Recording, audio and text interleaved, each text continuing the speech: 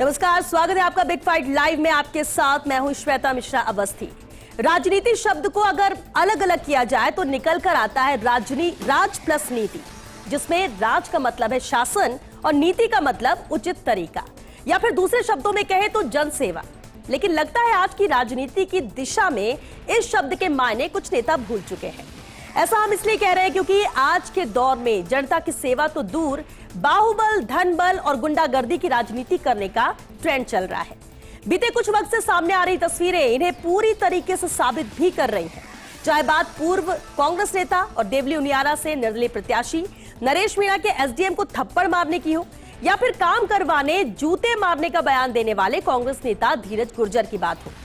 अब इस थप्पड़ कांड और जूते मारने की बयानबाजी को लेकर सियासी पारा भी गर्मा चुका है।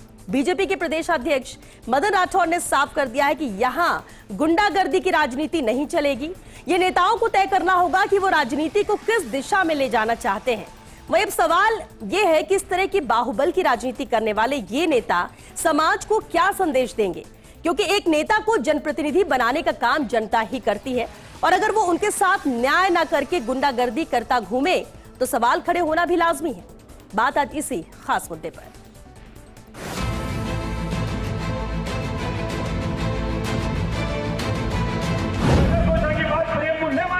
तो जरबो मेल के सर को काम कराने के लिए आपको देखो धीरज मुझे तैयार है।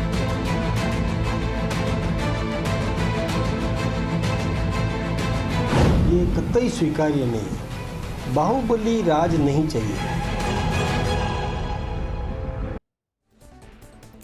और चलिए इस खास मुद्दे पर चर्चा के लिए खास मेहमान हमारे साथ जुड़ चुके हैं। सबसे पहले उनसे रूबरू करा दें आपको। हमारे साथ बीजेपी प्रवक्ता राखी राठौर जी हैं। बहुत स्वागत है राखी जी आपका। हमारे साथ चर्चा में शामिल हुए पीसीसी महासचिव स्वर्णिम चतुर्वेदी जी। स्वर्णिम जी आपका भी बहुत स्वागत है। और साथ ही मौजूद हैं राजनीतिक विश्लेषक महेश शर्मा जी। महेश जी आपका भी बहुत स्वागत है। खास मुद्दा है, और चलिए शुरुआत करो राखी जी आपसे ही, क्योंकि जैसा कि मुद्दा है बाहुबली राजनीति, हमारे शो का टाइटल भी है बाहुबली राजनीति। ये शब्द आते ही राजस्थान के मद्देनजर क्या पहली चीज जहन में आती है?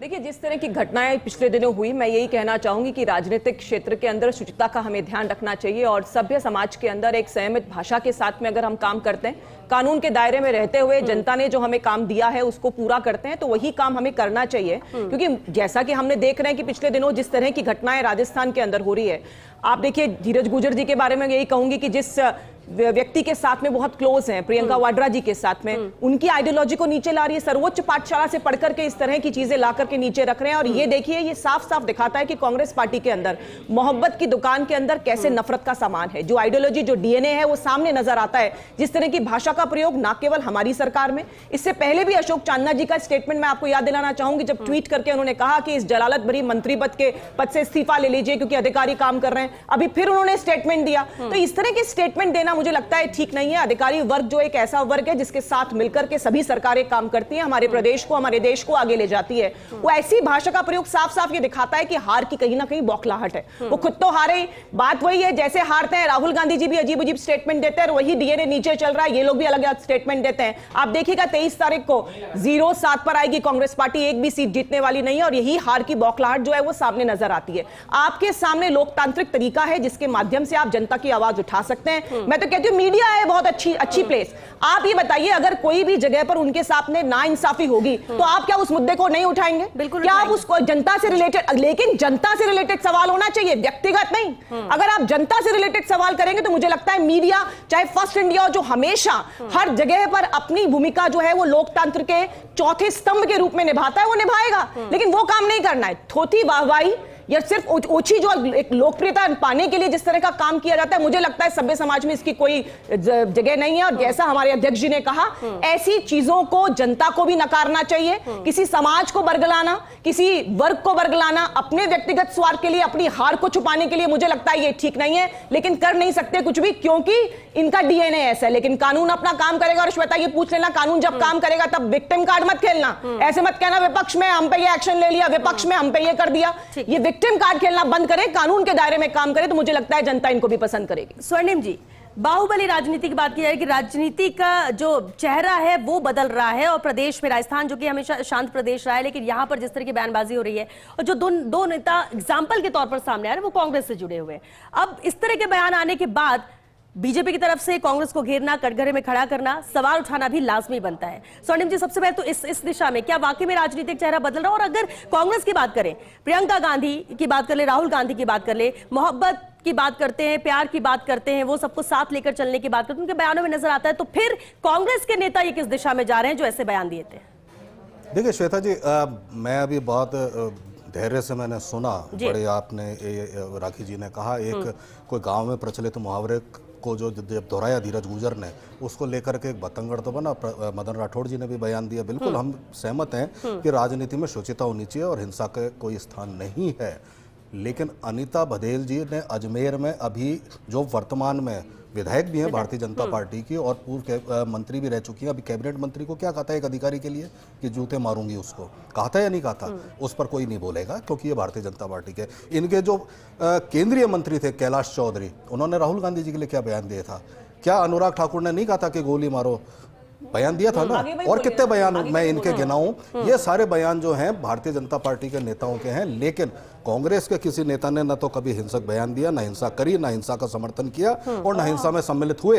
ये भारतीय जनता पार्टी के नेता हैं जिनके अगर मैं गिनाना चालू करूं राजस्थान के ही नेताओं के उनसे कंपटीशन थोड़ी नहीं है स्वर्णिम जी। कंपटीशन हमने आपको क्या कहा? हमारा कोई कंपटीशन तो छोड़िए, इस ओर ध्यान भी नहीं है, न करने का काम है। लेकिन भारतीय जनता पार्टी के पूर्व प्रदेश अध्यक्ष सीपी जोशी जी के थप्पड़ मारते हुए वीडियो आज वापस बाजार में चल रहे हैं, जब सांसद थे, सबको पता है। तो ये सारे बयान जो है भारतीय जनता पार्टी के, अगर भारतीय जनता पार्टी अपने गिरेबान में झांक करके अपने नेताओं को अगर मदन राठौड़ जी नसीहत देते तो बहुत अच्छा होता। कांग्रेस पार्टी हमेशा से अहिंसा की पक्षधर रही है। कांग्रेस पार्टी में कभी ऐसा नहीं हो सकता जैसे भाजपा में हुआ, जो नाथूराम गोडसे की जिंदाबाद लगाए उसको सांसद बना देते हैं। ये ऐसा कभी नहीं हुआ। इससे बड़े हिंसात्मक सोच और हिंसात्मक विचार किसी भी नहीं हो सकते जो भारतीय जनता पार्टी के सबने सोचा है कि किस तरह के नारे देते हैं। चलिए, आपने एग्जांपल दिया, चलिए ठीक है। अभी क्योंकि जो लेटेस्ट मामले आते हैं उस पर बात होती है, फिर पुरानी चीजें निकल कर आती है, फिर ठीक है, लेकिन सुनिए बात सुनिए, आपने बीजेपी के भी एग्जांपल दिए, चलिए ठीक है। लेकिन आम जनता, बीजेपी कांग्रेस की चुनेगी, कांग्रेस बीजेपी, आम जनता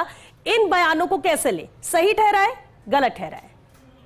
आप इस पर एक कमेंट कर दीजिए। देखिए, मैं तो एक ही बात कह रहा हूं, कांग्रेस पार्टी का एक मत है, राजनीति में हिंसा का कोई स्थान नहीं है। हमारे लिए, हमारे विचारों में भी हिंसा का कोई स्थान नहीं है। लेकिन एक जो गांव में प्रचलित भाषा का जो मुहावरा अगर किसी ने बोल दिया, उसको लेकर के तो आप बयानबाजी कर रहे हैं। लेकिन अगर कभी जो वर्तमान में सत्ताधारी दल के विधायक हैं, उन्होंने क्या बयान दिया अजमेर में एक मंत्री के सामने, कैबिनेट मंत्री के सामने, और कोई रोक टोक नहीं है, तो उस पर कोई टिप्पणी नहीं है। देखिए श्वेता, किसी गांव में कोई कहावत थी, इस आड़ में आकर के किसी बात को कहना, मैं तो ये हमेशा कहूंगी कि अगर कोई भी इस तरह की भाषा का प्रयोग करता है वो गलत है, चाहे वो सत्ताधारी हो चाहे वो विपक्ष हो। एक एटीट्यूड, एक कंसेप्ट क्लियर है हम लोगों का, क्योंकि हम लोग डॉक्टर इंजीनियर की बात नहीं करते, हम बात करते हैं कि हमारे देश के नागरिक राष्ट्र के लिए कितने समर्पित हैं, क्या संस्कार है उनके, वो इंपॉर्टेंट है। आज जनता को ये देखना है कि संस्कार कितने, किसके सही है, किसके गलत है। क्योंकि अगर आप गलत चीज को जस्टिफाई इस तरह से करोगे, कोई कहावत थी, देखिए स्वर्णिम जी, मुझे लगता है ये ठीक नहीं है, क्योंकि गलत चीज तो, हाँ गलत तो गलत है, मैं कह रही हूँ गलत तो गलत होता है स्वर्णिम जी, गलत तो गलत है। मैं ये नहीं कहूंगी कि कोई कहावत थी। अब मैं जब बोल रही हूँ, अगर आप केंद्रीय मंत्री की, देश के गद्दारों को तो गोली मारनी चाहिए। और अभी मैं फिर बोलूंगी इस बात को, देश का गद्दार है, अगर देश का गद्दार है तो गोली मारने के बहुत तरीके हैं। गोली मारने के तरीके ये भी है कि जनता बॉयकॉट करे उसका, गोली मारने का ये भी तरीका है कि उसको सोसाइटी से बाहर निकाला जाए, गोली मारने का तरीका ये भी है कि इस देश में नहीं रहने दिया जाए। आपको समझ में नहीं आएगी बात? एक सेकंड सुनिए, गलत, फिर चाहे कांग्रेस का नेता हो, बीजेपी का नेता हो, विधायक हो, सांसद हो, मंत्री हो, अगर कोई गलत है और गलत शब्दों का प्रयोग करता है तो वो गलत ही है। गलत को कोई भी जस्टिफाई नहीं कर सकता कि क्योंकि बीजेपी से है तो सही हो गया, कांग्रेस से है तो गलत है, ऐसा नहीं है।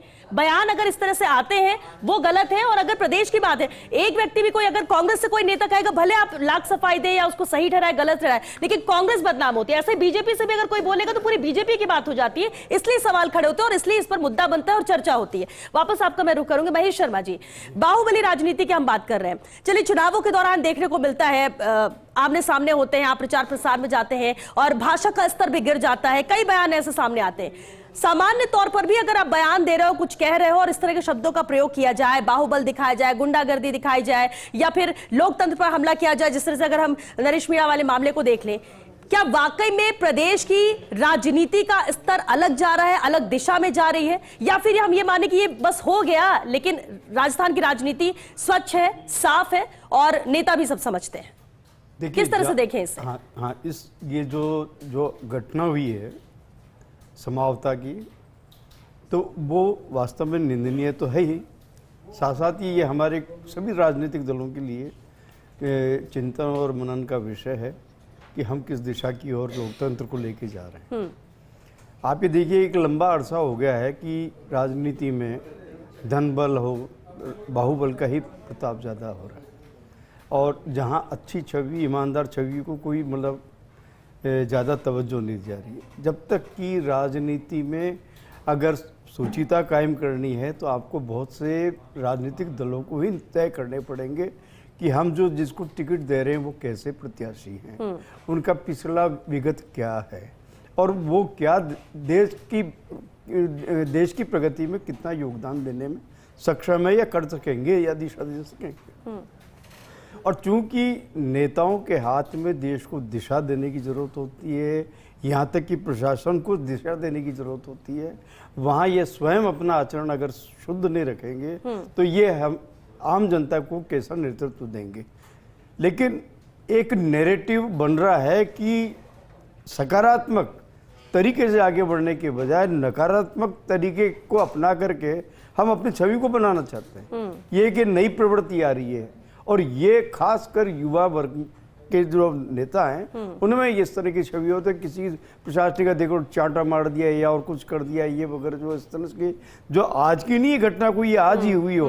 आप ये बताइए कि इमरजेंसी के बाद से भी मतलब कई ऐसी घटनाएं हुई हैं। लेकिन महेश जी, बिल्कुल आपने जिक्र किया कि इमरजेंसी के बाद कई ऐसी घटनाएं वक्त वक्त पर ऐसा होता रहता है, लेकिन आपकी नजर में या इतिहास देखा जाए, पार्टी इसे कितना गंभीरता से लेती है? क्योंकि कई बार होता है अगर कुछ ऐसा होता है, अगर आप उसमें सख्त एक्शन लो तो दूसरों के लिए मैसेज जाता है, लेकिन क्या वाकई में उतनी सख्ती से पार्टी लेती है, या फिर पार्टी को लगता है कि हाँ ठीक है, बोल दिया तो बोल दिया, और कुछ दिनों बाद वो चीजें भी कह सकते हैं कि धुंधली हो जाएंगी और उसके बाद वो मुद्दा ही खत्म हो जाएगा, फिर कुछ नया आ जाएगा? यही तो बात यही है कि इन चीजों को बजाय अस्वीकार करने के और उस पर सख्ती दिखाने के, राजनीतिक दल बाद में समझौता करके मामले को शांत करने की कोशिश करते हैं और उन्हें उन्हीं लोगों को वापस अपनी पार्टी में स्थान दे देते हैं, और माफीनामा एक औपचारिकता हो जाती है। ठीक है, ये सब कुछ है, लेकिन ये नेतृत्व अगर किसी को देना है तो नेतृत्व में जज्ब करने की क्षमता भी विकसित करनी होगी।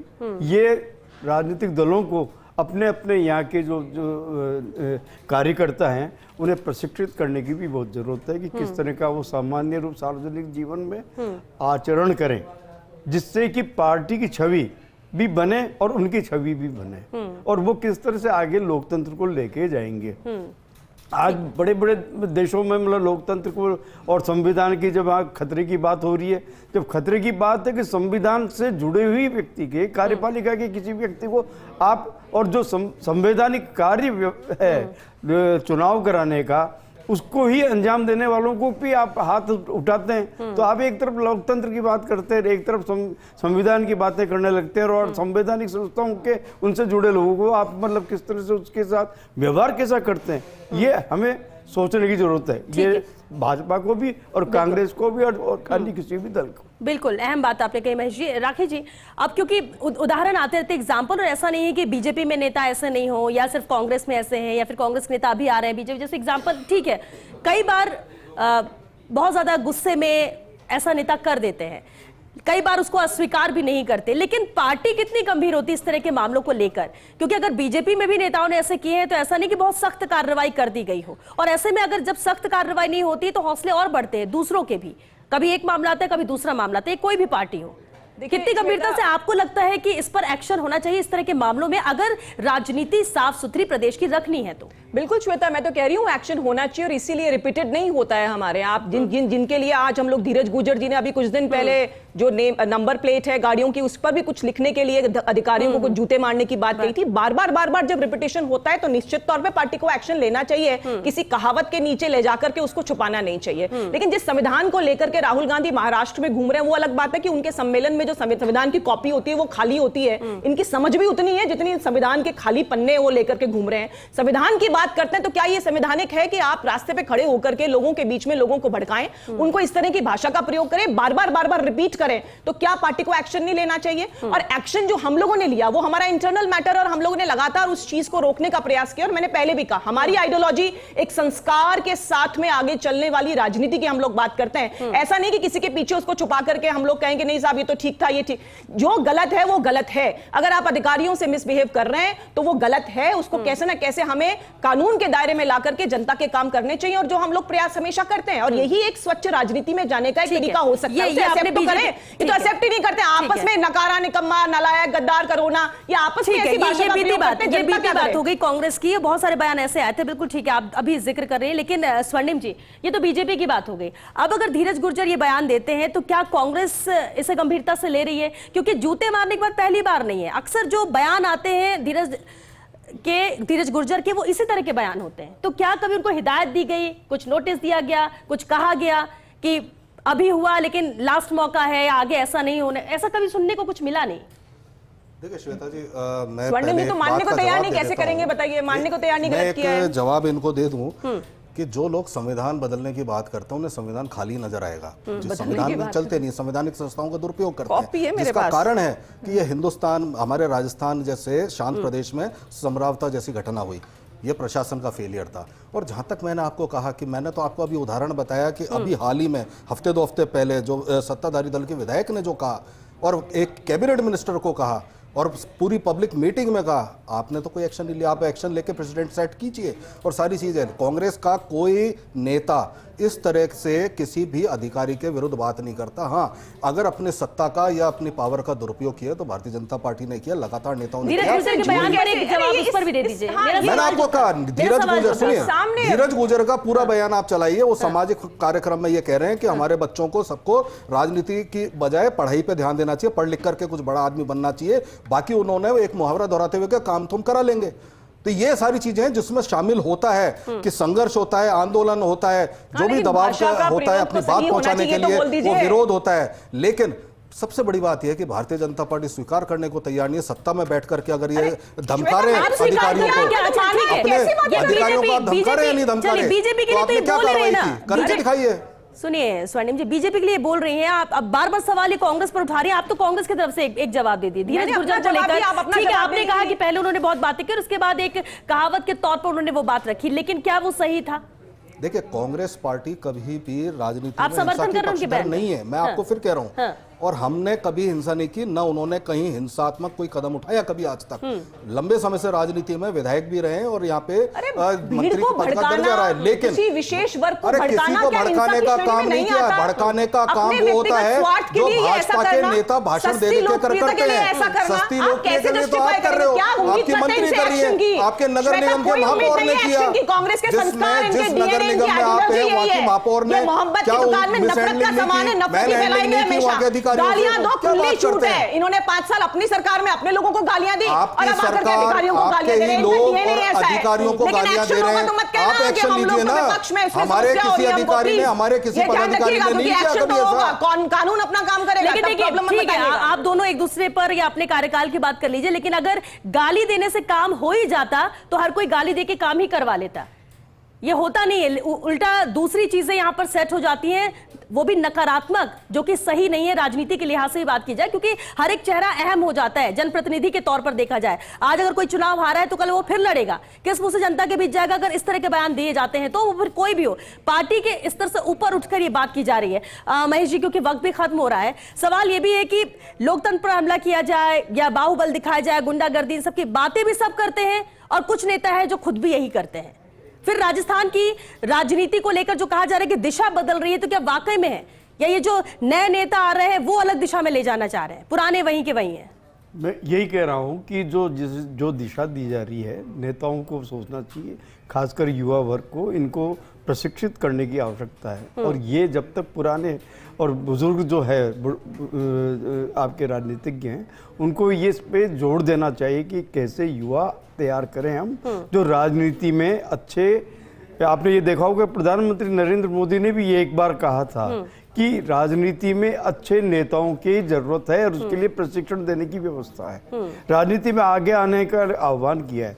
ये मोदी को अपन किसी पार्टी से न जोड़ करके प्रधानमंत्री के रूप में दे रहे हैं कि वो चाहते हैं कि एक अच्छा मतलब क्या कहते हैं ना, जो राष्ट्र के हित में काम कर सके, अपने स्वयं के चरित्र को विकसित कर सके और समाज को कोई दिशा दे, ऐसे लोगों को आगे आने की आवश्यकता है। तो ये दायित्व सिर्फ क्या कहते हैं एक पार्टी का नहीं है, ये सभी का पार्टी, कांग्रेस के नेताओं को भी चाहिए, सपा के नेता हों चाहे भाजपा के नेता हों, सबको ये दिशा तय करनी है कि राजनीति के हम किस दिशा में लेके जाएंगे। ठीक है, बिल्कुल ठीक। तो आपको मतलब बोलते समय नेता नेतृत्व करता है समाज का, और नेतृत्व करने वाला ही इस तरह से बयानबाजी करे या इस तरह का आचरण करे तो आम जनता के सामने क्या आदर्श प्रस्तुत करेगा, ये सोचने की बात है। इस दिशा में सभी राजनीतिक दलों को सोचने की जरूरत है। देखते हैं कि कितना सोचते हैं और कितना बदलाव आने वाले वक्त में देखने को मिलता है। बहरहाल क्योंकि वक्त खत्म हो चुका, बहुत शुक्रिया आप सभी का इस चर्चा में शामिल होने के लिए।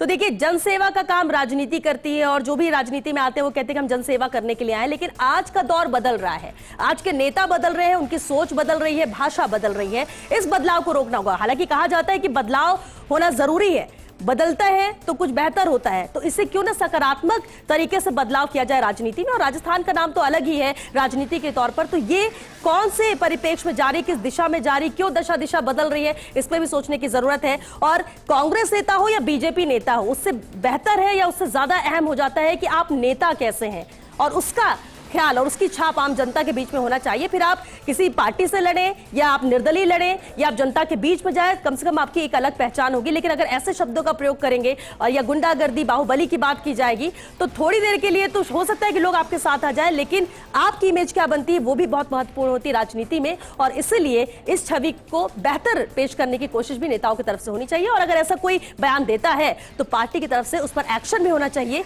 ये भी जनता चाहती है और उसका भी इंतजार करती है अगर कहीं ऐसा कुछ होता है तो। चलिए, इसी के साथ बिग फाइट लाइव में आज के लिए बस इतना ही। दीजिए इजाजत, नमस्कार।